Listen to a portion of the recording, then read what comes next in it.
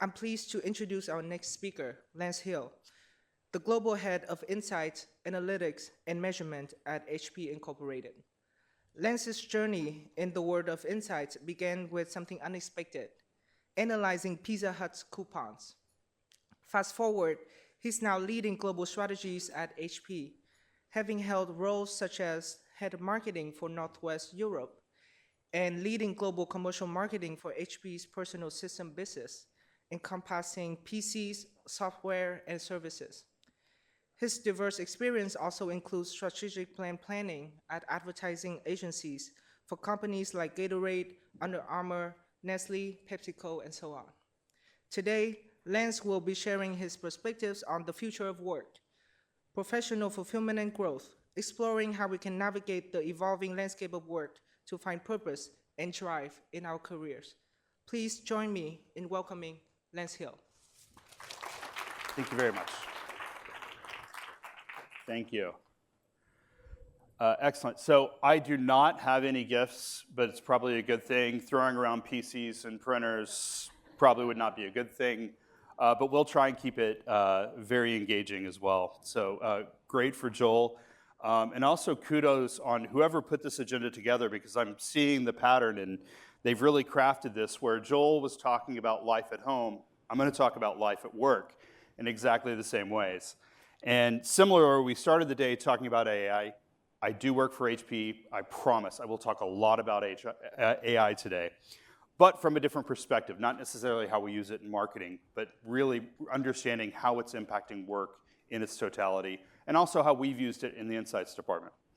And then ultimately, you'll see how this connects later on to happiness. So I'll jump in, obviously working for HP, founded in 1939. I'm kind of speaking to this side. It's interesting, like it gets younger as you go this way. So when I speak about the history, I'm going to go over here a little bit more. Founded in 1939 is the origin of Silicon Valley. It's actually what started it all. Founded in a garage, and the first product they made was called an audio oscillator. So it was a tool specifically fit for purpose for a guy named Walt Disney, because he had a vision on how he was going to bring this new sound to movie theaters in a film called Fantasia. And so, but he needed, this sound to be over here, this sound to be over here, and for it all to time well. They figured out how to do that.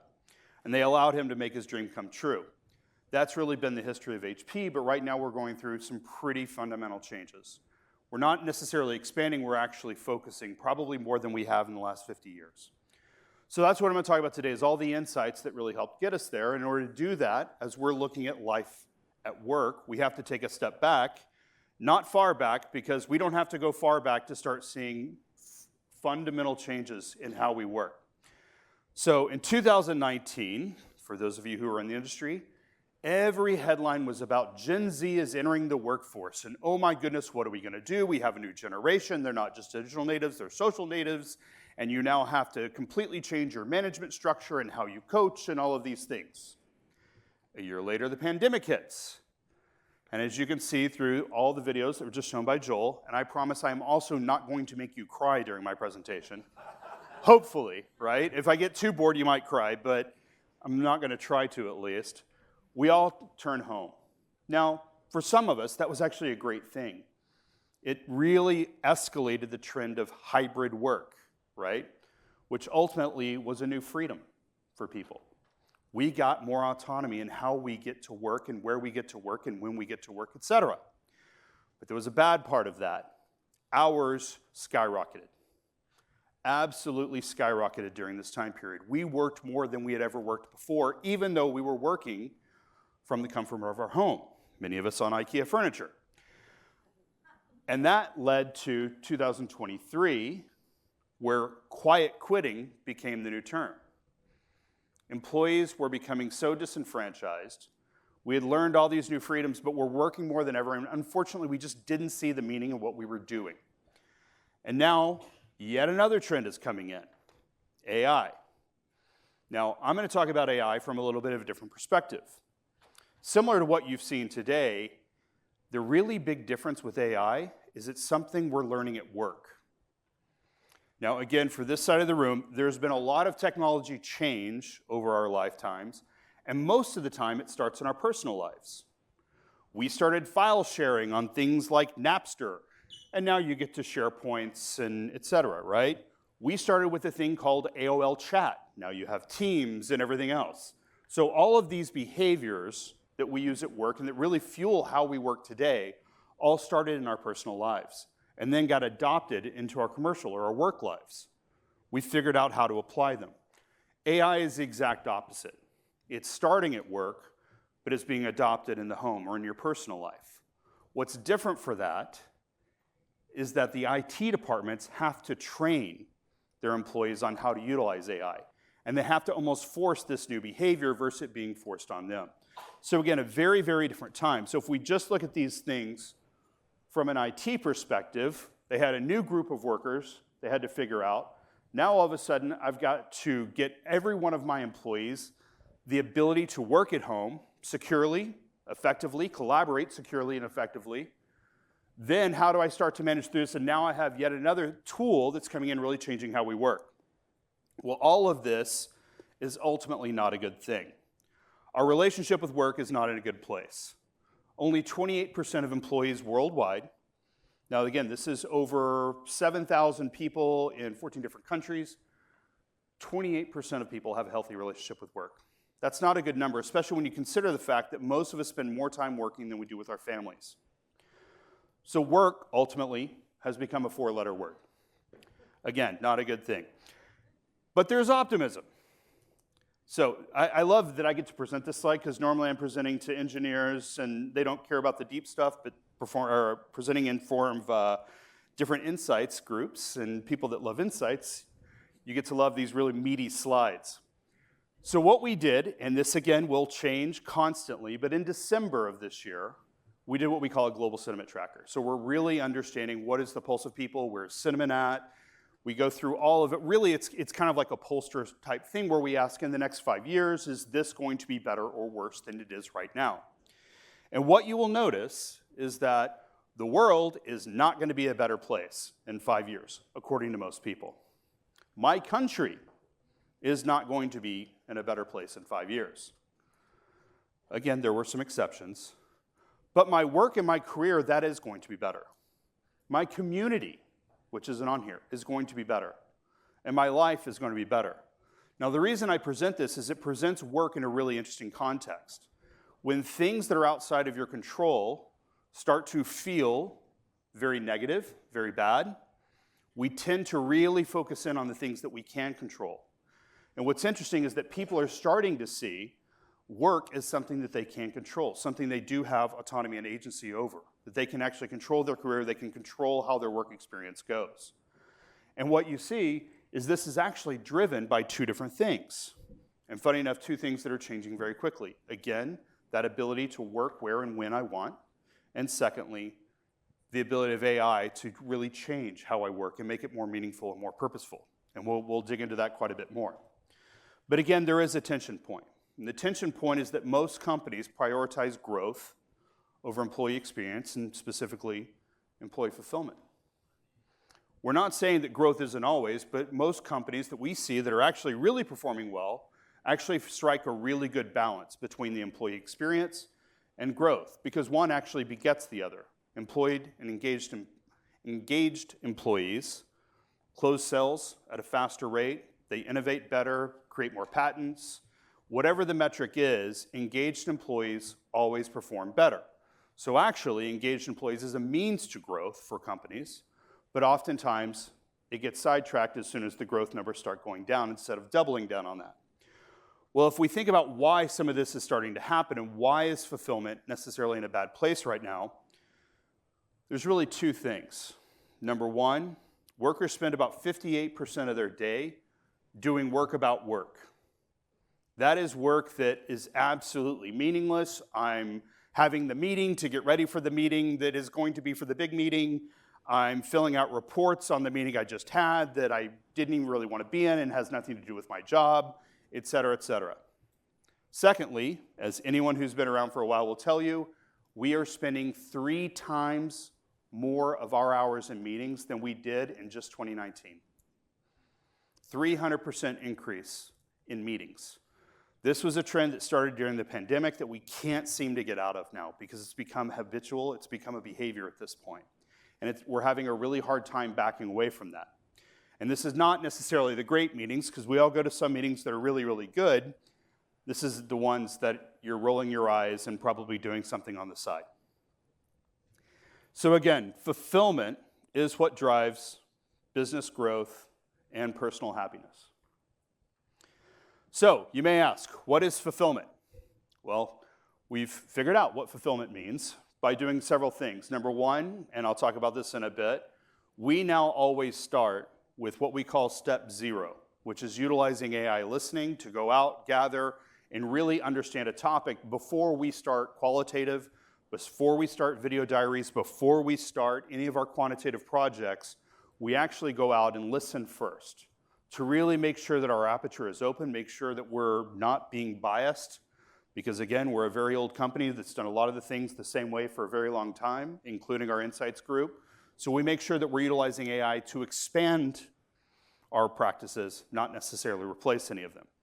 So we do that. Then we did video diaries. We ran models on all the different language that was used within that, and then we did quantitative studies. And what we found is there are 5 things that really create professional fulfillment. Number 1 is purpose. Is what I'm doing, does it matter, right? How does it actually contribute to something of value? Doesn't always have to be necessarily dollar value. It can certainly also be things that are contributing value to society, etc. 2, community. Working together with a group of people towards the same goal. 3 is growth. Growth is expanding my skill set. I'm learning something new. I'm developing new skills. This doesn't stop even when you're over 50. 4th is competence. Mastery. I'm mastering something, and there's inherent value whenever you feel mastery. I've really honed in on the skill and I'm getting much better at it. And last but not least is autonomy. Do I have the agency to do what I need to do? Do I have the resources? Do I have the freedoms? Do I have the enablement? Whatever it may be. So, this is the slide that normally when we're doing this in an executive room, there's a lot of mumbling that goes on. Who is more fulfilled? Executives. Now, in this research, this classifies directors and above in whatever company you're in as being an executive. Executives are far more fulfilled, and that number keeps going up the higher in an organization you get. Managers and below are at 38%. Similarly, the lower you go in an organization, the lower this number goes. And it really makes a lot of intuitive sense when you step back and think about it. An executive, Enrique Lores, our CEO, probably spends almost no time doing things that are not meaningful. He started at HP as an intern in engineering. Absolutely loves what he does. He's been around much of his executive staff for years and years. He enjoys the teamwork, the collaboration. So every minute of his day and everything he's doing has value and adds value and is truly meaningful to him. He's very fulfilled. You keep going down the line, and that does not become true when you get lower into the organization. Hybrid workers. Hybrid means you go into an office sometimes and you don't other times. Versus remote, also a little bit lower, but then in office full-time is the lowest in terms of engagements. Now again, this will ebb and flow over time, and we've seen this ebb and flow over time, but a lot of this right now has to do with the fact that I had a freedom at one time, and that freedom's been taken away from me. And then those that utilize AI regularly, and we kind of classify this 2 ways. Number 1 is frequency, number 2 is depth, or in other words, how many things are you using it for, are much more fulfilled than those who don't. So moving on, and this is where we really pick up steam. This is sort of the new framework for all of our jobs to be done. We do it across all the different solution sets, et cetera, at HP. These are the enablers of fulfillment. Number 1 is collaboration. Again, this is not about getting together, having fun, chit-chatting about what you did on the weekend. This is truly working together as a team towards a common goal. 2 is technology. Pretty obvious, but I'll sort of come back to this one. 3 is recognition. If you're going to do something, you need to be recognized for it, and everyone sort of certainly needs that. Third is goal clarity. Are you clear on what it is that you're about to go do? And if you are, again, it can certainly lead to fulfillment. But if you're unclear on what you're supposed to be doing, it's really hard to feel meaning in what you're doing. Balance. This is not work-life balance. Very, very different. One of the things we learned early on when we were studying AI was that what people didn't want was more work-life balance. That idea is pretty much gone anyway. What they're talking about is workload balance. How much time am I spending on those meaningful things versus the mundane tasks? And if that gets out of whack, I'm not going to feel fulfilled. And last is focus and flow. Do I have times when I can focus? Do I have times when I can sort of get in the zone? And we all know what that feels like, whatever it is that you're doing. But when you can really dial into that zone, it feels great. And work doesn't feel like work anymore. Okay. There we go. So I mentioned technology. Technology was an interesting one. And actually, when we first did our survey, it didn't show up as much as we thought it would. But then we went in and we looked at context, and we went back to all the conversations that we had recorded, and we understood that technology was actually oftentimes an enabler of the enablers. So, and what becomes even more interesting in that is the role that IT plays fundamentally within organizations is changing very rapidly, but it's not changing fast enough. 71% of IT professionals believe they can make a significant difference on employee experience, but only 37% are brought into the processes whenever a company is trying to improve employee experience. So they know they can make a difference, but unfortunately, the C-suite still goes to HR and says, hey, you go fix this. It's an employee experience problem. When actually, oftentimes, the problem is they don't have the right tools for whatever it is they need to do. The tools keep breaking, or there are things that are sort of making them do mundane tasks that could be automated. So in fact, actually, IT can really make a huge impact on the way that we work. Come on. There we go. Okay, so I'm going to be Meta, and this is not Meta, the company we heard from this morning. I'm saying this in the true sense of the word, a Meta example, that in order to understand AI usage, because it is changing so incredibly fast, we have to use AI. Many of the old techniques don't work because, again, it changes almost on a monthly basis now. And every time that new agents appear, new software appears, or however it appears into an organization, we're having to relearn because all of the tools that we make, one, feature AI on the edge, meaning we have to enable those things to happen without reliance on data farms and networks, et cetera. But then two, how do we better stand up and help IT infiltrate and bring all of these things in? So how we're utilizing AI within the insights function. Again, as I mentioned, a step zero, really being expansive on how we do. Now, again, this doesn't replace anything. It actually adds, I think, a critical step for us in terms of really being able to understand and get better context around a problem that we're trying to go help a business solve. Two, it also allows us a bit of early signals because what we've started to do now is really master how we're writing queries that can help us predict a lot of the big tracking studies that are out there. We can understand immediate sentiment analysis. You know, let's say we sponsor a Formula One team that has a really bad weekend, or maybe even gets double disqualification. Did happen. What's the sentiment, and how do we sort of start to respond to that from a comms perspective? Two, within analysis.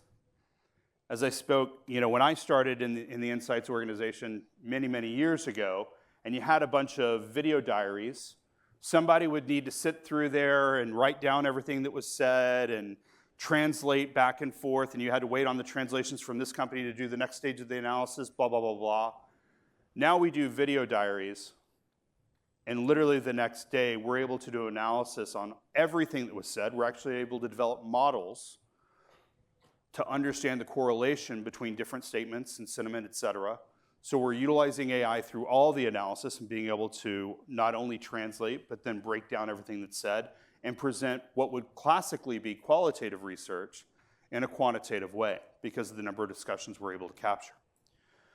Display, how we then work within the brand standards to be able to publish for thought leadership. So within the B2B sector, some of your best content that you can put out is thought leadership. We're obviously the authors, So the Insights group is actually content creators as well, because we put out quite a bit of content around the future of work and how growth and fulfillment should be going hand in hand, et cetera.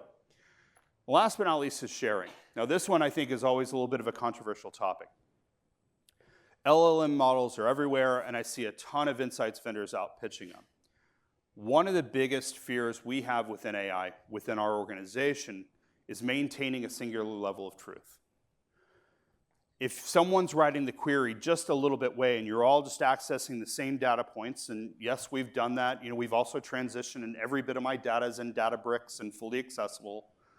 But if you don't put some guardrails around that, you don't have trained people really understanding how to interpret the data, how to put the correct context around the data, it can actually backfire really quickly. And I know I've spoken to several other Insights leaders that are sort of doing the same thing. Yes, it's great, and I can use LLMs for my employees to make sure that they have more fulfilling work days, but we can't necessarily turn the entire organization loose and say, everyone figure out any data point that you want because you may take something out of context.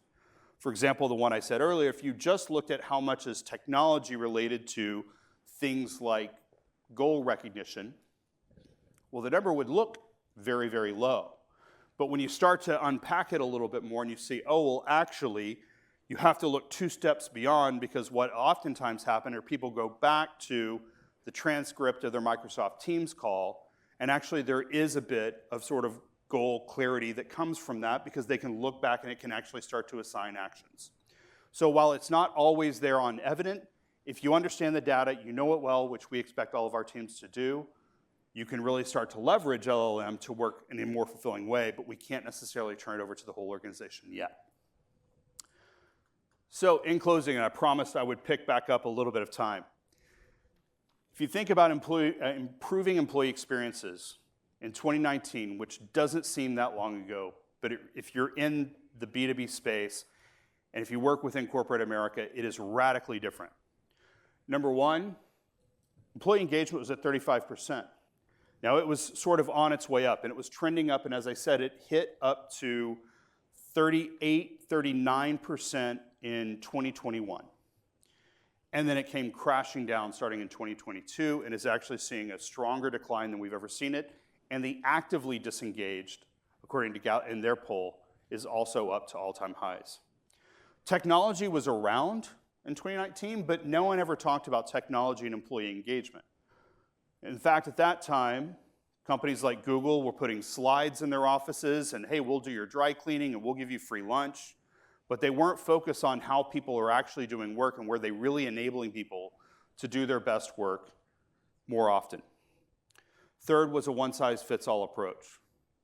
Most companies would buy 2, 3 different types of PCs. They would have one type of printer. Don't worry about the conference rooms. They all have exactly the same technology. Doesn't matter what they're meant for. We'll just sort of buy in bulk and ship it out. Today we're seeing much more personalized sort of approaches. And with agent-based AI coming in, entire work experiences will become highly, highly personal. Last but not least is like sort of off-the-shelf software programs and platforms. And again, today, there's going to be so many more companies coming out with really creating bespoke programs. So no longer are the days of buying Microsoft Office that everyone basically utilizes in exactly the same way. With agent-based AI, you can actually start to create bespoke tools for an individual within an organization, utilizing first-party data and utilizing local networks and local devices. Everything staying safe and secure, especially once we get to the next stage where AI sits on the edge, meaning it sits on the device, not sitting up in a cloud. So, in closing, this is where, so we started all this work about 9 months ago. Within that, HP has incredibly tightened its focus, has completely repositioned, has reprioritized all of the resources, completely redone our marketing. I wouldn't say we've gone through a rebranding campaign, but we've certainly tightened it up, because with the right tools, work does not need to feel like work. Thank you.